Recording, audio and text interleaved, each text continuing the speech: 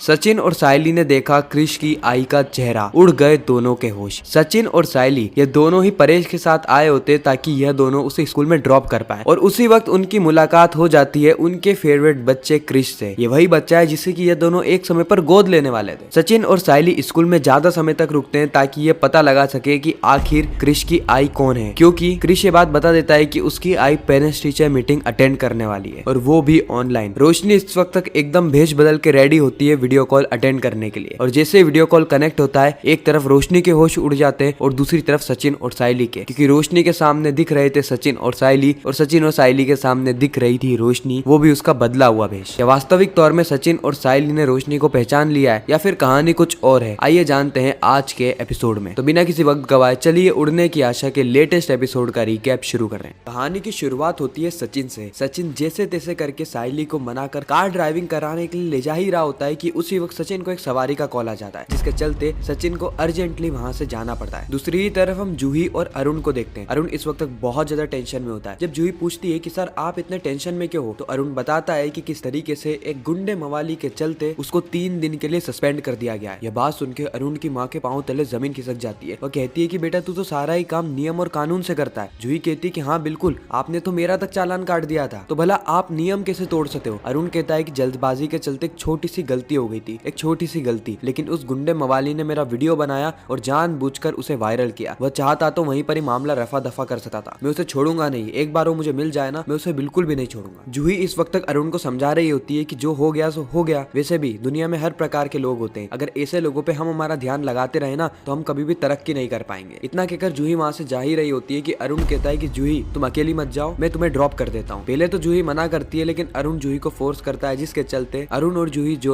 जूही दोनों ही निकल जाते हैं जूही के घर की ओर। उड़ने की आशा के आने वाले एपिसोड में हमें अरुण और जूही के बीच में एक लव स्टोरी देखने को मिलने वाली है। खैर इस तरफ सचिन और सायली दोनों ही तैयार हो जाते हैं। सचिन तैयार होता है गाड़ी सिखाने के लिए, सायली तैयार होती है गाड़ी चलाने के लिए। सचिन इस वक्त सायली को गाइड कर रहा होता है कि ये चाबी होती है, इस बटन से गेट खुल जाता है, इस चाबी को कहाँ पर लगाना होता है जिससे कि गाड़ी स्टार्ट हो, कब क्लच दबाना होता है, कब एक्सीलरेटर दबाना होता है, कब ब्रेक दबाना होता है, कैसे गियर को बदला जाता है। खैर सायली को सब समझ में तो आ गया था, लेकिन इतनी सारी चीजें एक साथ करना उसके लिए बहुत ज्यादा कॉम्प्लिकेटेड हो रही थी। दूसरी ही तरफ हम देखते हैं तेजस को। एक लड़की तेजस की शॉप में सामान लेने आती है और उसको देखकर तेजस लट्टू हो जाता है। रोशनी ये सारी चीजें नोटिस कर रही होती है कि किस तरीके से इसका ध्यान कभी भी काम में रहता ही नहीं है। वैसे तो दिन भर खाना खाना खाना करता रहता है, लेकिन अभी जब पेट भर के आया है तो ध्यान कहीं और ही लगा रहा है। अगर ये ऐसे ही करता रहा तो हम कभी भी सचिन और सायली से आगे नहीं निकल पाएंगे। इसीलिए रोशनी तेजस के सामने आके खड़ी हो जाती है, जिसके चलते तेजस उस लड़की को देख नहीं पाता है। तेजस रोशनी से कहता है कि बाबू तुम यहाँ पर क्यों खड़ी हो, तुम अपना काम करो ना और मुझे भी अपना काम करने दो। रोशनी इस वक्त तेजस को बस चांटा मारने ही वाली होती है कि उसी वक्त वह लेडी तेजस के पास आ जाती है। वह तेजस से कह रही होती है कि उसे एक टीवी देखना है। अब रोशनी उसे टीवी दिखाने ले जा रही होती है कि तेजस कहता है कि बाबू तुम अपना काम करो और मुझे ये काम करने दो, और जबरदस्ती तेजस उस लेडी के साथ चला जाता है टीवी देखने और दिखाने। रोशनी देख रही होती है कि किस तरीके से तेजस सारे प्रकार की टीवी बता रहा है। इतने अच्छे से तो उसने अपने घर वालों को भी टीवी नहीं बताया। फिर वो लेडी डिसाइड करती है कि हाँ उसे यह वाला टीवी लेना है, और तेजस उस पर फ्लैट 5% एक्स्ट्रा डिस्काउंट ऐड कर देता है। रोशनी कहती है कि बाबू हमारे शोरूम में कोई स्कीम नहीं चल रही है। तेजस कहता है कि स्कीम नहीं चल रही है ना, तो बस अभी से स्कीम चलने लग जाएगी। उसके बाद उस लेडी से वो विजिटिंग कार्ड लेता है और बिलिंग कर देता है। उसी वक्त रोशनी को कॉल आता है उसकी आई का। रोशनी की आई रोशनी को बता रही होती है कि किस तरीके से उसे स्कूल में आना ही पड़ेगा। रोशनी कहती है कि वो स्कूल में नहीं आ सकती, क्योंकि पहले से ही सचिन और काका वह दोनों स्कूल में आते जाते रहते हैं। काका ने तो स्कूल में पढ़ाने का जिम्मा उठा लिया है। अगर वो वहाँ पे क्रिश की मॉम बन के गई ना तो बहुत बड़ी प्रॉब्लम हो जाएगी। बहुत बड़ी प्रॉब्लम यानी बहुत बड़ी प्रॉब्लम। हो सकता है कि उसका पूरा गेम एक ही दिन में खत्म हो जाए, उसकी जिंदगी बर्बाद हो जाएगी। इस वक्त तक रोशनी की आई कहती कि देख कल्याणी तू ऐसे अपनी जिम्मेदारियों से भाग नहीं सकती। स्कूल वालों ने स्ट्रिक्टली कहा है कि पेरेंट्स का आना बहुत ज्यादा जरूरी है, या तो मॉम का या फिर डैड का। और वैसे भी मैं पेरेंट्स टीचर मीटिंग अटेंड कर लेती, लेकिन तुझे पता है ना मुझे ये इंग्लिश बिल्कुल भी समझ में नहीं आती है। एक तो तूने इतने बड़े स्कूल में इसका दाखिला करवा दिया, गाँव में रहता तो मैं संभाल लेती, लेकिन यहाँ पर तुझे संभालना ही पड़ेगा। रोशनी इस वक्त टेंशन में आ जाती है कि आखिर वो करे तो करे क्या, क्योंकि ना तो वो क्रिश की पेरेंट्स टीचर मीटिंग में जा सकती है और वो ना ही अपने जिम्मेदारियों से भाग सकती है। उसी वक्त रोशनी की आई उसे बताती है कि एक वीडियो कॉल का भी ऑप्शन है, वो वीडियो कॉल के सहारे पेरेंट्स टीचर मीटिंग अटेंड कर सकती है। खैर रोशनी को ये आइडिया बहुत ज्यादा अच्छा लग रहा होता है, इसीलिए वह इसके लिए मान जाती है, लेकिन कहीं ना कहीं उसको अंदर ही अंदर डर भी लग रहा था कि कहीं ऐसा ना हो कि उसका राज खुल जाए। दूसरी तरफ हम सचिन और सायली को देखते हैं, जहाँ पर सायली ने कार चलाना शुरू कर दिया था। उसको बिल्कुल भी समझ में नहीं आ रहा था कि आखिर करना क्या है, लेकिन बस धीरे धीरे करके कार चले जा रही थी। कार चला रही थी सायली, लेकिन डर लग रहा था सचिन को।